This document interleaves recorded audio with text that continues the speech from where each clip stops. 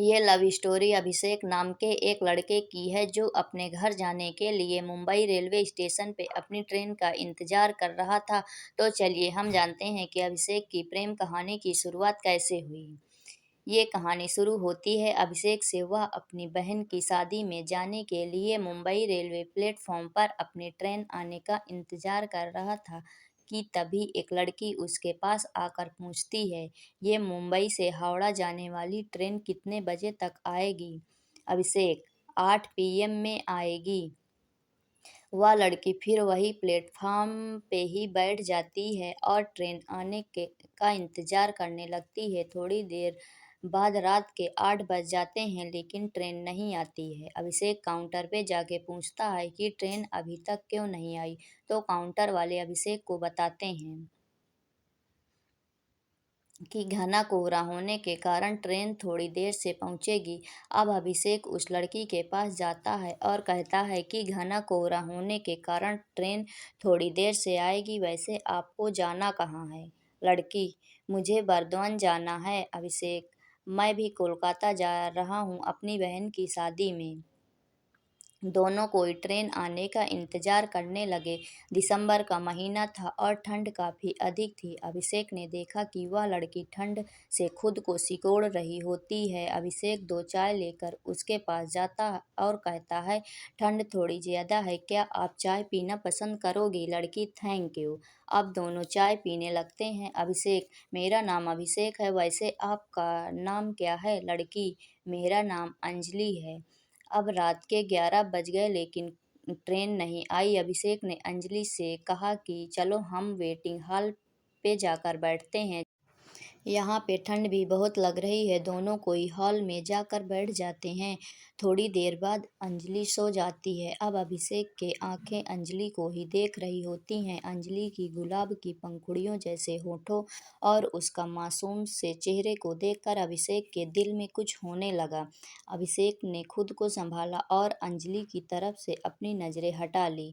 रात के 2 बजे ट्रेन प्लेटफॉर्म पे आती है। अभिषेक तुरंत जाकर अंजलि को उठाता है और फिर दोनों कोई ट्रेन में जाकर बैठ जाते हैं। अंजलि अभिषेक से पूछती है, आप मुंबई में क्या करते हो? अभिषेक, मैं एक कंपनी में सेल्समैन की जॉब करता हूँ। और आप क्या करते हो? अंजलि, मैं भी मुंबई से होटल मैनेजमेंट की पढ़ाई कर रही हूँ। दोनों एक दूसरे से बातें करने लगे और बातों ही बातों में अंजलि ने अभिषेक से पूछा कि क्या आपकी शादी हो गई है? अभिषेक मुस्कुराते हुए कहता है, नहीं, अभी तक तो नहीं हुई। अंजलि, आपकी कोई गर्लफ्रेंड? अभिषेक, नहीं, मेरी कोई गर्लफ्रेंड भी नहीं है। वैसे कोई लड़की मुझे मिली ही नहीं। जरा हमें भी बताइए। अभिषेक, बिल्कुल आपकी जैसी। अंजलि, मेरी जैसी ही क्यों?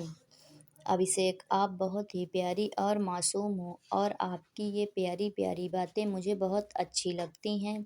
अंजलि, अच्छा जी, ये बात है। तो चलिए अब हम आपके लिए कोई मासूम ही लड़की ढूंढते हैं। आप अपना फ़ोन नंबर हमें दे दो ताकि लड़की मिलने के बाद कांटेक्ट हो सके। अभिषेक तुरंत अपना फ़ोन नंबर अंजलि को देता है। थोड़ी देर बाद अंजलि सो जाती है लेकिन अभिषेक को नींद ही नहीं आती है। वह सिर्फ अंजलि को ही देखता रहता है। ऐसा लगता है मानो अभिषेक के दिल में अंजलि के लिए प्यार का फूल खिल रहा हो। अभिषेक उस पल अपनी आँखों कैद कर रहा था। वह सोच रहा था कि क्या पता फिर कभी अंजलि से मुलाकात होगी या नहीं।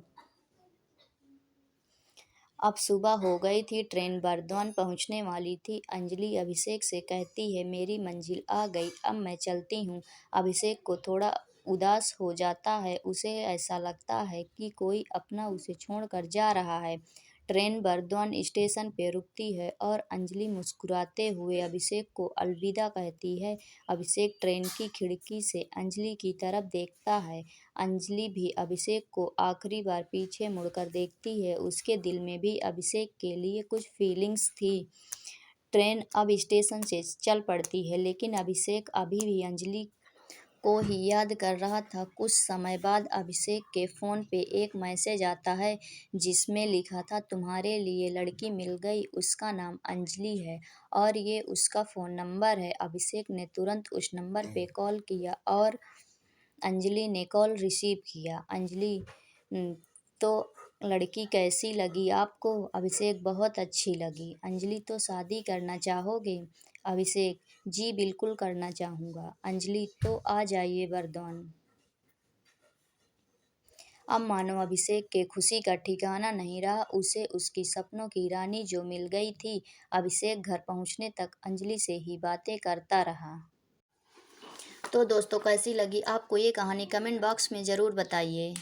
और फ्रेंड्स, अभी तक हमारे चैनल को सब्सक्राइब नहीं किया तो सब्सक्राइब ज़रूर करिए और हमारी वीडियो को लाइक कीजिए। और ये पूरी कहानी सुनने के लिए धन्यवाद।